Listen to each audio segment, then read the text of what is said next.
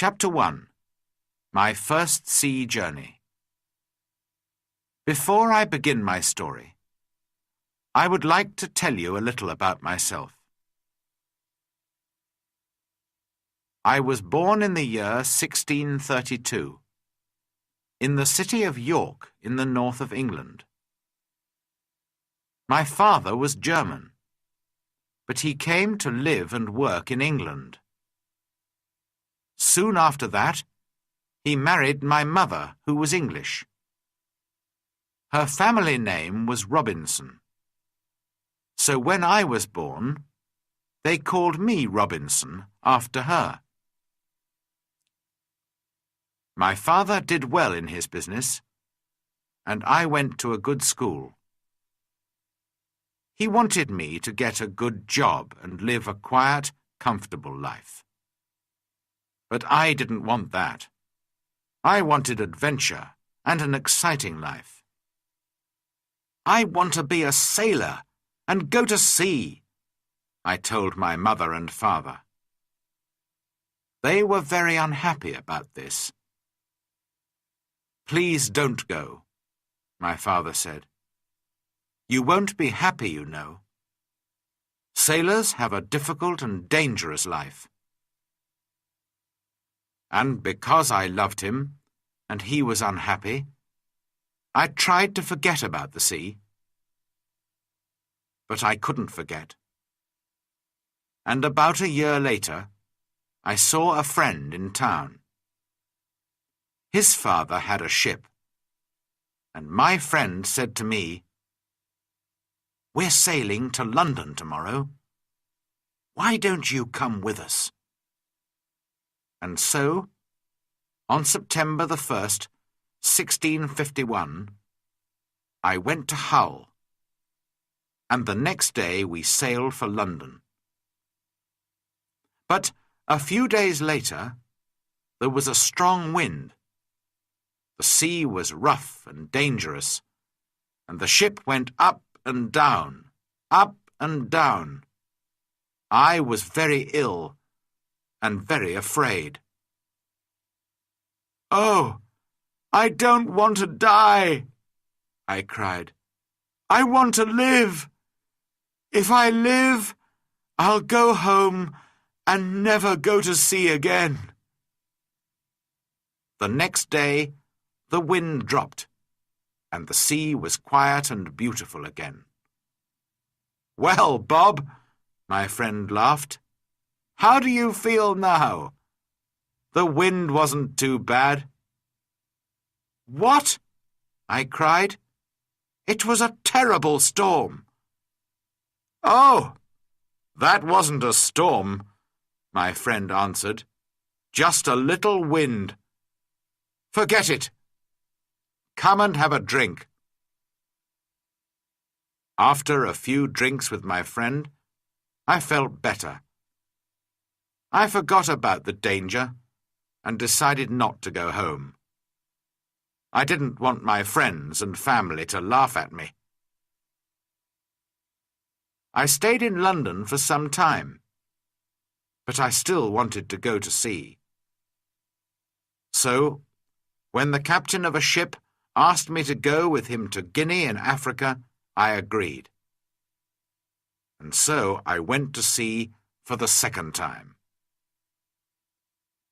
It was a good ship, and everything went well at first, but I was very ill again. Then, when we were near the Canary Islands, a Turkish pirate ship came after us. They were famous thieves of the sea at that time. There was a long, hard fight, but when it finished, we and the ship were prisoners. The Turkish captain and his men took us to Salé in Morocco. They wanted to sell us as slaves in the markets there. But in the end, the Turkish captain decided to keep me for himself and took me home with him. This was a sudden and terrible change in my life. I was now a slave, and this Turkish captain was my master.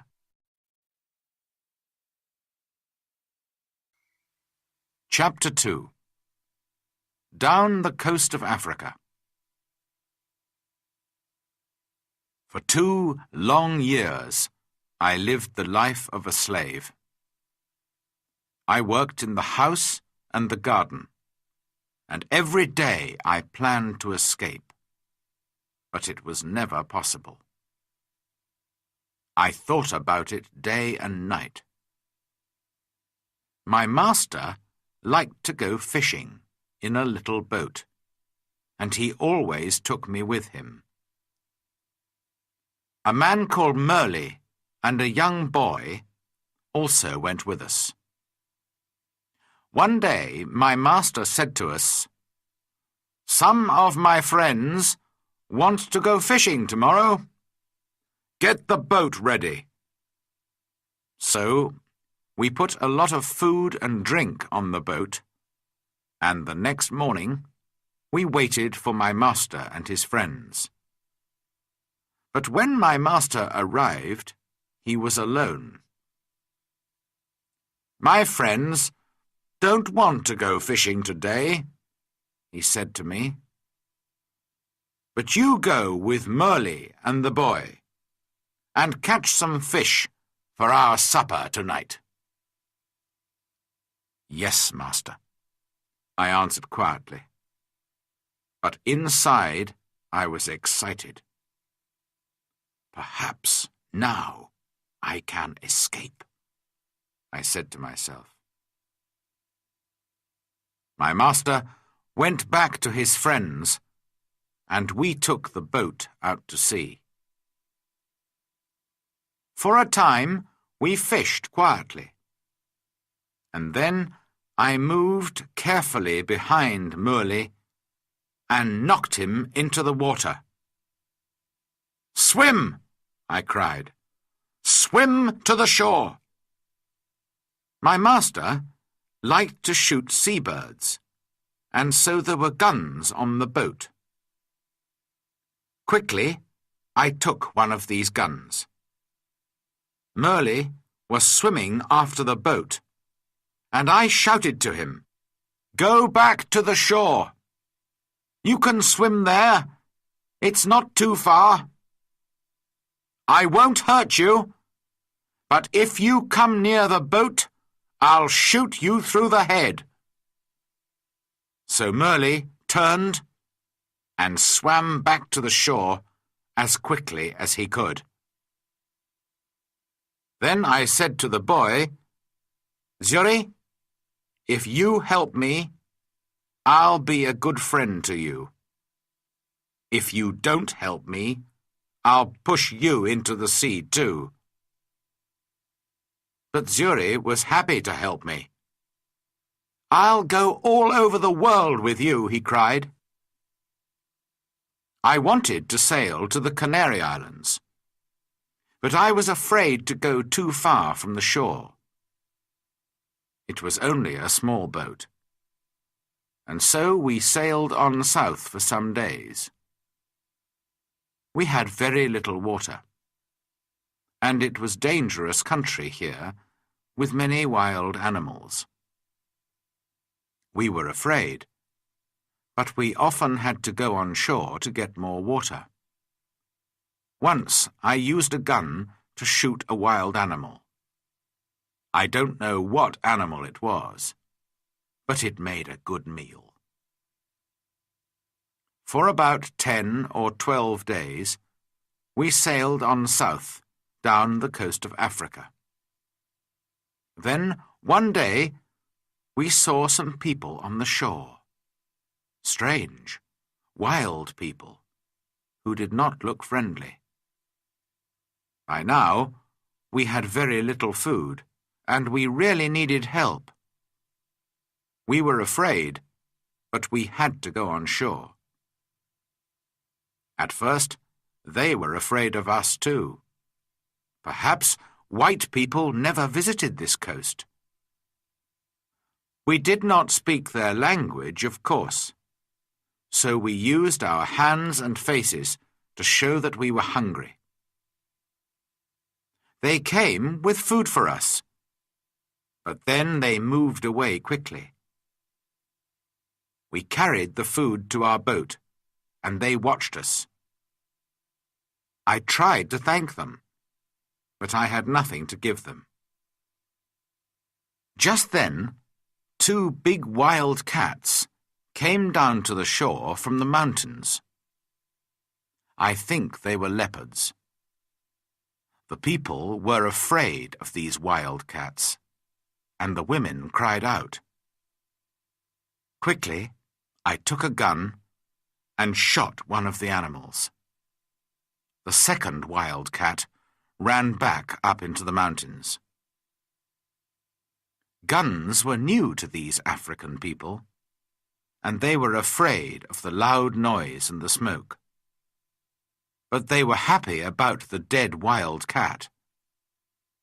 I gave them the meat of the dead animal, and they gave us more food and water. We now had a lot of food and water, and we sailed on. 11 days later, we came near the Cape Verde Islands. We could see them, but we couldn't get near because there was no wind. We waited. Suddenly, Zuri called to me, "Look, a ship!" He was right. We called and shouted and sailed our little boat as fast as we could. But the ship did not see us. Then I remembered the guns, which made a lot of smoke.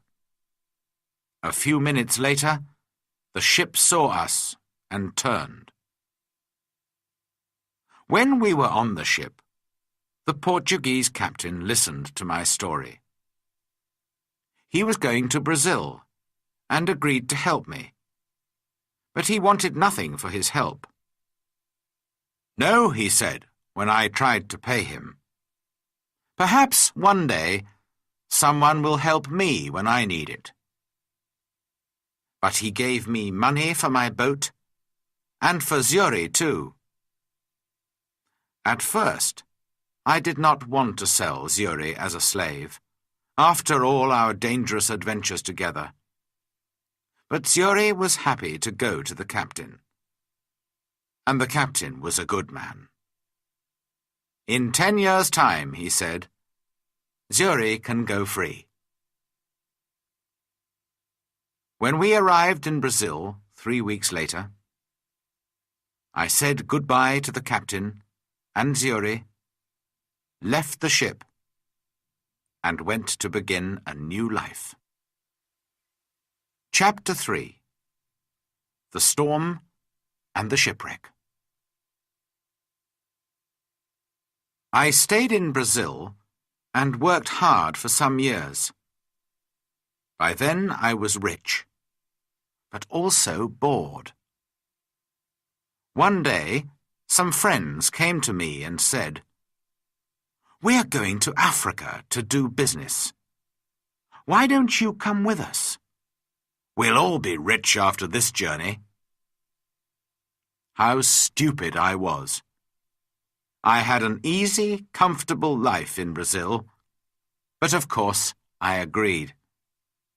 And so, in 1659, I went to sea again. At first, all went well, but then there was a terrible storm. For 12 days the wind and the rain didn't stop. We lost 3 men in the sea, and soon the ship had holes in its sides. "We're all going to die this time," I said to myself. Then one morning, one of the sailors saw land. But the next minute, our ship hit some sand just under the sea. The ship could not move, and we were really in danger now. The sea was trying to break the ship into pieces, and we had very little time. Quickly, we put a boat into the sea and got off the ship. But the sea was very rough, and our little boat could not live for long in that wild water. Half an hour later, the angry sea turned our boat over, and we were all in the water. I looked round for my friends, but I could see nobody. I was alone. That day I was lucky, and the sea carried me to the shore.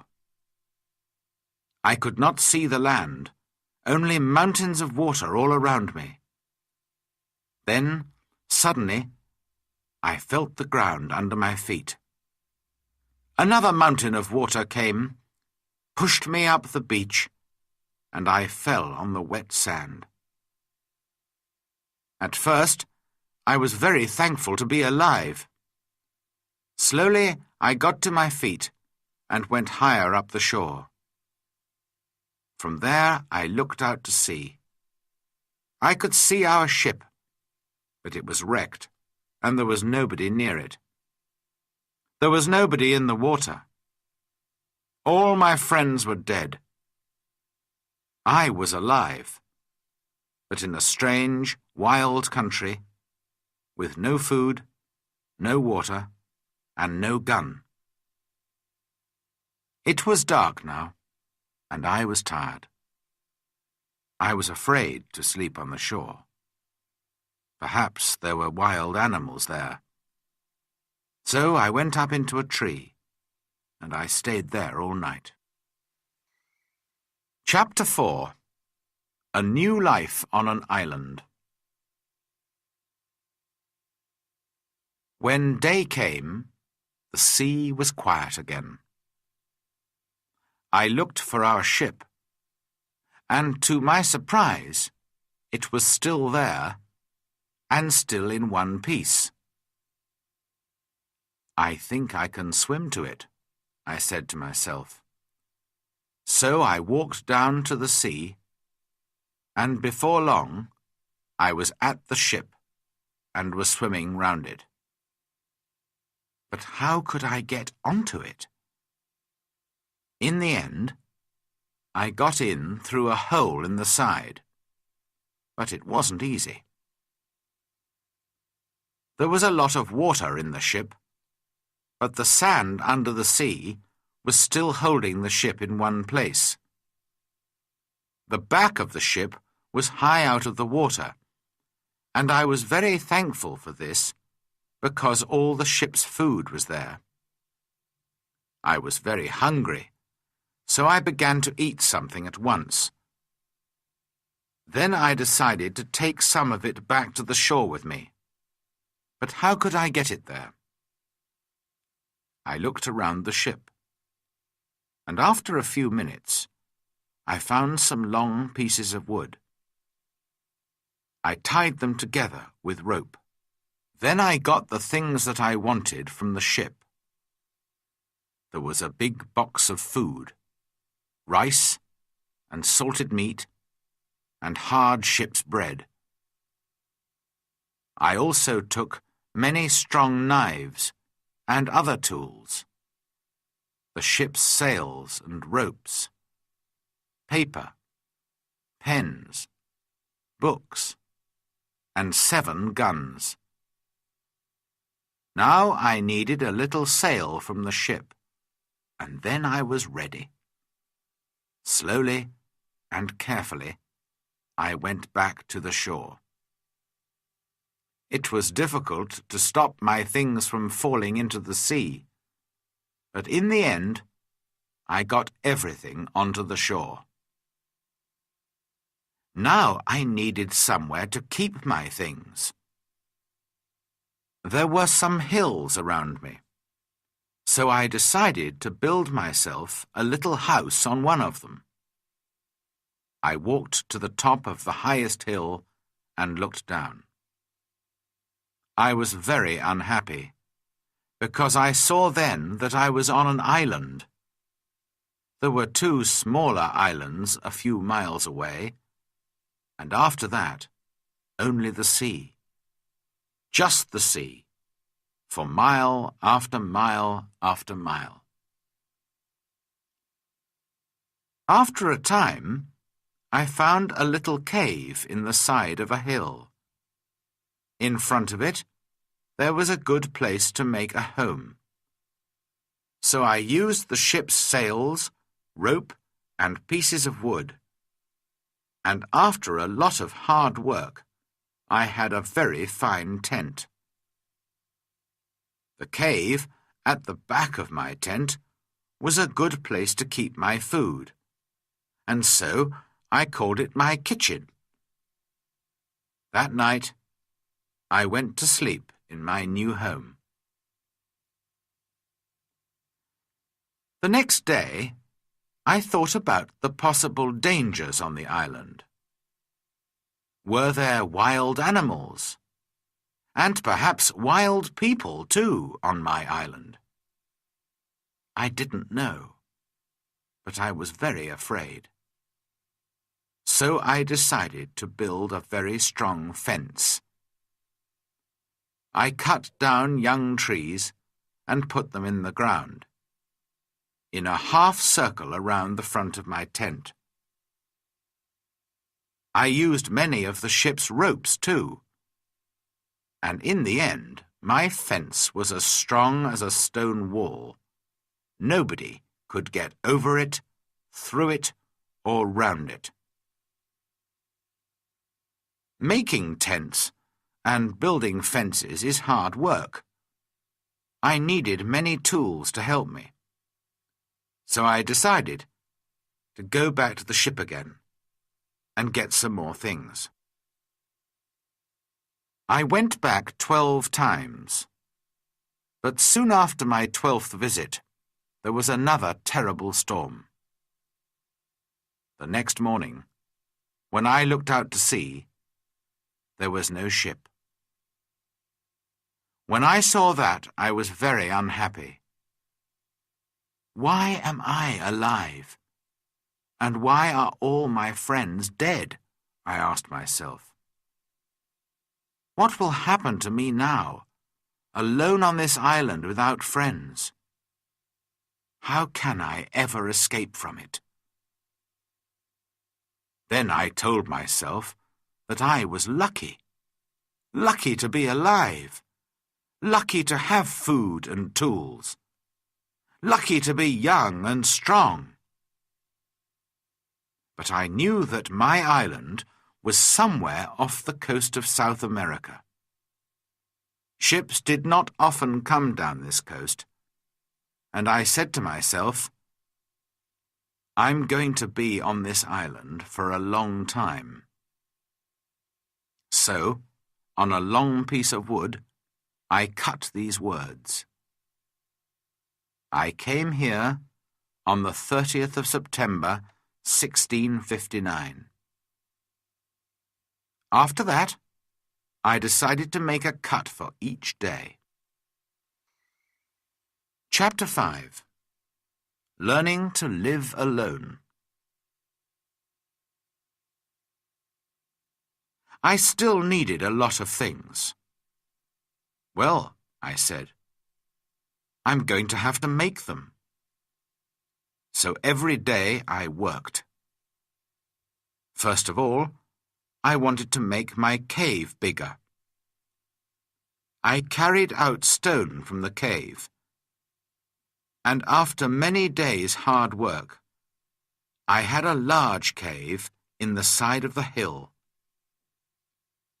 Then I needed a table and a chair, and that was my next job. I had to work on them for a long time. I also wanted to make places to put all my food and all my tools and guns. But every time I wanted a piece of wood, I had to cut down a tree. It was long, slow, difficult work. And during the next months, I learnt to be very clever with my tools. There was no hurry. I had all the time in the world. I also went out every day, and I always had my gun with me. Sometimes I killed a wild animal, and then I had meat to eat. But when it got dark, I had to go to bed because I had no light. I couldn't read or write because I couldn't see. For a long time, I didn't know what to do. But in the end, I learnt how to use the fat of dead animals to make a light. The weather on my island was usually very hot, and there were often storms and heavy rain. The next June, it rained all the time, and I couldn't go out very often. I was also ill for some weeks, but slowly I got better. When I was stronger, I began to go out again. The first time, I killed a wild animal, and the second time, I caught a big turtle. I was on the island for 10 months before I visited other parts of it. During those months, I worked hard on my cave and my house and my fence. Now I was ready to find out more about the rest of the island. First, I walked along the side of a little river. There I found open ground without trees. Later, I came to more trees with many different fruits. I decided to take a lot of the fruit and to put it to dry in the sun for a time. Then I could keep it for many months. That night, I went to sleep in a tree for the second time, and the next day I went on with my journey. Soon, I came to an opening in the hills. In front of me, everything was green, and there were flowers everywhere. There were also a lot of different birds and animals. I saw that my house was on the worst side of the island. But I didn't want to move from there. It was my home now. I stayed away for 3 days, and then I came home. But I often went back to the other, greener side of the island. And so my life went on. Every month I learnt to do or to make something new. But I had troubles and accidents too. Once there was a terrible storm with very heavy rain. The roof of my cave fell in and nearly killed me. I had to build it up again with many pieces of wood. I had a lot of food now. I cooked it over a fire or dried it in the sun. So I always had meat during the rainy months when I could not go out with a gun. I learnt to make pots to keep my food in. But I wanted very much to make a harder, stronger pot, a pot that would not break in a fire. I tried many times, but I could not do it. Then one day I was lucky. I made some new pots and put them in a very hot fire. They changed colour, but did not break. I left them there for many hours, and when they were cold again, I found that they were hard and strong. That night I was very happy. I had hot water for the first time on the island. By then, I also had my own bread. That was luck too. One day I found a little bag. We used it on the ship to keep the chickens food in. There was still some of the food in the bag, and I dropped some of it onto the ground. A month later, I saw something bright green there. And after 6 months, I had a very small field of corn. I was very excited. Perhaps now I could make my own bread. It was easy to say, but not so easy to do. It is a lot of work to make bread from corn. Many people eat bread, but how many people can take corn from a field and make bread out of it without help? I had to learn, and to make many new things, and it was a year before I cooked and ate my first bread. During all this time, I never stopped thinking about escape. When I travelled across to the other side of the island, I could see the other islands, and I said to myself, perhaps I can get there with a boat. Perhaps I can get back to England one day. So I decided to make myself a boat. I cut down a big tree, and then began to make a long hole in it. It was hard work. But about 6 months later, I had a very fine canoe. Next, I had to get it down to the sea. How stupid I was! Why didn't I think before I began work? Of course, the canoe was too heavy. I couldn't move it. I pulled and pushed and tried everything, but it didn't move. I was very unhappy for a long time after that. That happened in my 4th year on the island. In my 6th year, I did make myself a smaller canoe, but I did not try to escape in it. The boat was too small for a long journey, and I did not want to die at sea. The island was my home now, not my prison, and I was just happy to be alive. A year or 2 later, I made myself a second canoe on the other side of the island. I also built myself a second house there, and so I had 2 homes. My life was still busy from morning to night. There were always things to do or to make. I learnt to make new clothes for myself from the skins of dead animals. They looked very strange, it is true, but they kept me dry in the rain. I kept food and tools at both my houses, and also wild goats. There were many goats on the island, and I made fields with high fences to keep them in. They learnt to take food from me, and soon I had goat's milk to drink every day. I also worked hard in my cornfields, and so many years went by. Chapter 6. A Footprint.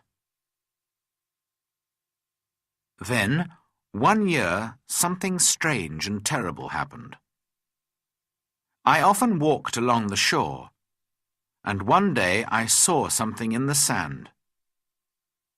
I went over to look at it more carefully, and stopped in sudden surprise. It was a footprint. The footprint of a man. Who could this be? Afraid, I looked around me. I listened. I waited. Nothing. I was more and more afraid. Perhaps this man was one of those wild people who killed and ate other men. I looked everywhere. but there was nobody, and no other footprint. I turned and hurried home. "There's someone on my island," I said to myself. "Perhaps he knows about me. Perhaps he's watching me now, from behind a tree. Perhaps he wants to kill me." That night, I couldn't sleep. The next day, I got all my guns ready, and I put more wood and young trees around my house. Nobody could see me now.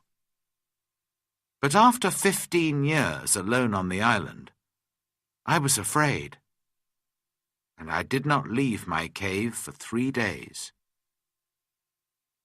In the end, I had to go out to milk my goats. But for 2 years I was afraid. I stayed near my home, and I never used my guns because I didn't want to make a noise. I could not forget the footprint, but I saw and heard nothing more. And slowly I began to feel happier. One day, a year later, I was over on the west side of the island. From there I could see the other islands, and I could also see a boat far out to sea. If you have a boat, I thought, it's easy to sail across to this island. Perhaps that explains the footprint. It was a visitor from one of the other islands. I began to move more freely around the island again, and built myself a third house. It was a very secret place in a cave. No wild man will ever find that, I said to myself. Then one year, something happened which I can never forget. I was again on the west side of the island and was walking along the shore. Suddenly, I saw something which made me feel ill. There were heads, arms, feet, and other pieces of men's bodies everywhere. For a minute, I couldn't think, and then I understood. Sometimes there were fights between the wild men on the other islands. Then they came here to my island with their prisoners to kill them, cook them, and eat them. Slowly, I went home, but I was very angry. How could men do this? For many months, I watched carefully for the smoke from fires, but I didn't see anything. Somehow, the wild men came and went, and I never saw them. I was angry and afraid. I wanted to shoot them all. But there were many of them, and only one of me. Perhaps I can shoot 2 or 3, I said to myself. But then they will kill and eat me. Then, one morning in my 23rd year on the island, I was out in my fields, and I saw the smoke from a fire. Quickly, I went up the hill to watch. There were 9 men around the fire, and they were cooking their terrible food. Then these wild men danced round the fire, singing and shouting. This went on for about 2 hours, and then they got into their boats and sailed away. I went down to the shore and saw the blood of the dead men on the sand. The next time they come, I'm going to kill them, I said angrily. Chapter 7. Man Friday. For 2 years, I never went anywhere without my gun. I felt lonely and afraid, and had many sleepless nights. One night, there was a very bad storm, and I thought I heard the sound of guns out at sea. The next morning, I looked out and saw a ship. It was lying on its side not far from the shore. Quickly, I put my little boat in the water and sailed out to it. There were 2 dead men on the ship, but no one alive. The bodies of the other sailors were lost in the sea. I took some clothes and tools, and also a box of Spanish gold and silver money. I was a rich man now, but what use was money to me? I could not buy anything with it. I wanted people, a friend, somebody to talk to, somebody who could help me escape from my island. One morning, I woke up and made a plan. I'll try to catch one of the prisoners of the wild men, I said to myself. He'll be happy to be alive, and perhaps he'll help me to escape. I watched day and night, but for a year and a half there were no boats. Then one day 5 boats came. There were about 30 men, and they had 2 prisoners. They made their fire on the sand and danced round it. Then they killed one of the prisoners and began to cook their terrible meal. The second prisoner waited under the trees, with 2 men to watch him. Suddenly, the prisoner turned and ran. The 2 men ran after him, but the other wild men were busy round the fire and did not see what was happening. The prisoner ran like a wild goat, and soon I saw that he was coming near the bottom of my hill. As fast as I could, I ran down the hill and jumped out of the trees between the prisoner and the 2 wild men. I hit the first man with the wooden end of my gun, and he fell down, but I had to shoot the second man. The poor prisoner did not move. He was afraid of the noise of my gun. I called to him and tried to show him that I was friendly. Slowly, he moved nearer to me. But just then, the first wild man began to get up from the ground. Then the prisoner spoke, and I understood that he wanted my sword. How happy I was to hear words again. I gave him my sword, and at once he cut off the head of his enemy. Hurriedly, we hid the dead bodies under some leaves, and then left quickly. I took my prisoner to my secret cave on the other side of the island, and gave him food and drink. After that, he went to sleep. He was a fine young man, about 25 years old, tall and well-built, with a kind face and a nice smile. He had a brown skin, black hair, bright eyes, and strong white teeth. I decided to give him the name of Man Friday, because I first saw him on a Friday. When he woke up in the morning, he ran out to me. I was milking my goats in the field, and he got down on the ground and put his head near my foot. I understood that he was thanking me, and I tried to show him that I was his friend. I began to teach him to speak English, and soon he could say his name, Master, and yes and no. How good it was to hear a man's voice again.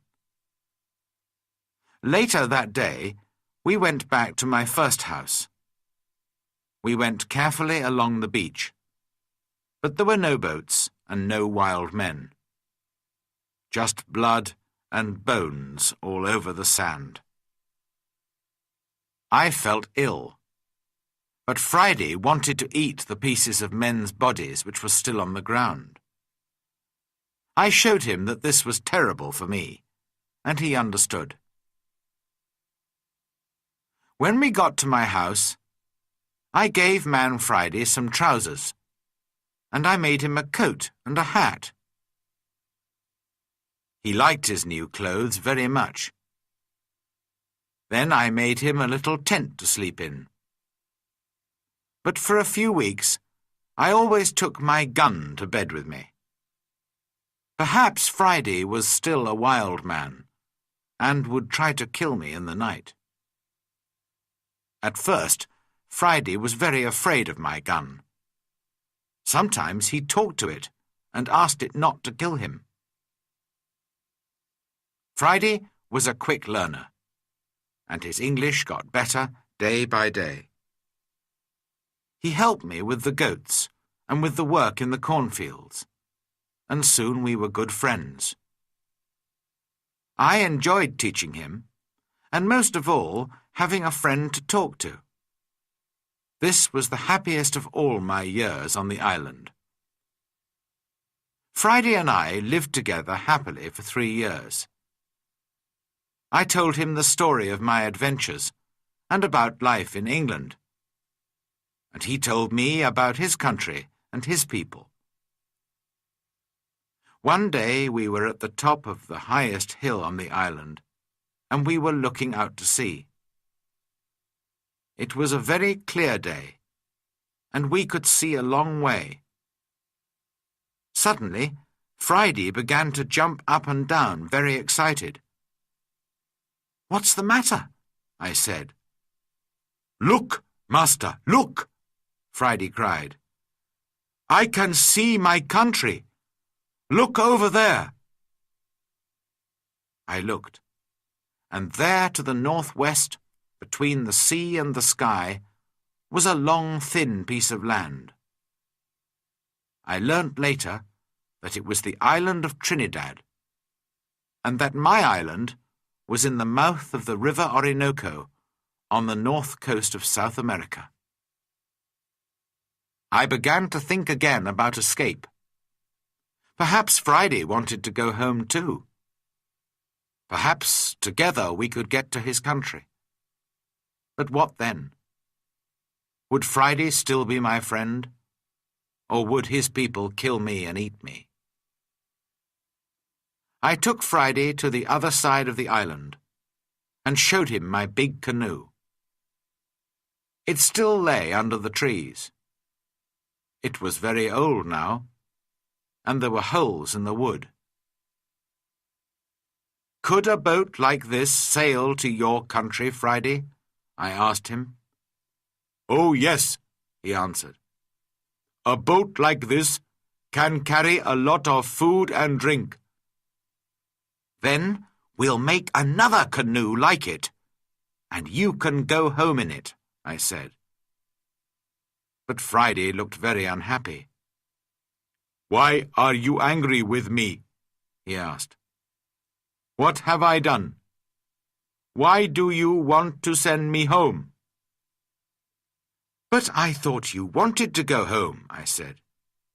"Yes, but you must come with me. Kill me if you want, but don't send me away from you." Then I saw that Friday was a true friend, and so I agreed to go with him. We began work on the canoe at once. Friday chose the tree himself.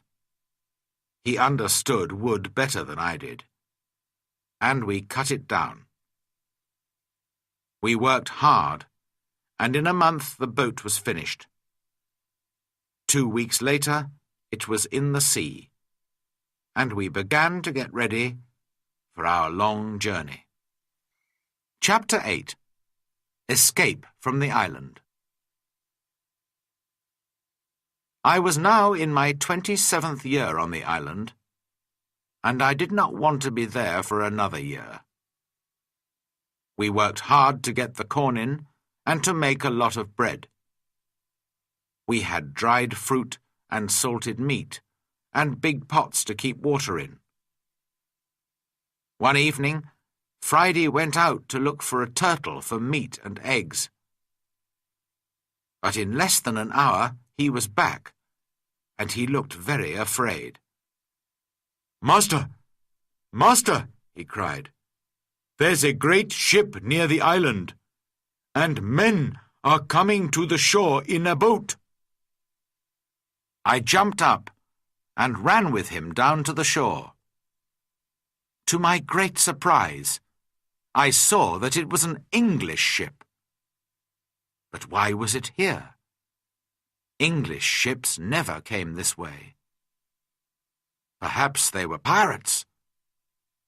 "Don't let them see you, Friday," I called. "We'll hide in the trees and watch." There were 11 men in the boat, but 3 of them were prisoners. Their arms were tied with rope, but their legs were free and they could walk. The other sailors pushed the 3 prisoners up the beach, laughing and shouting and hitting them. Then some of them sat down on the sand and began to drink.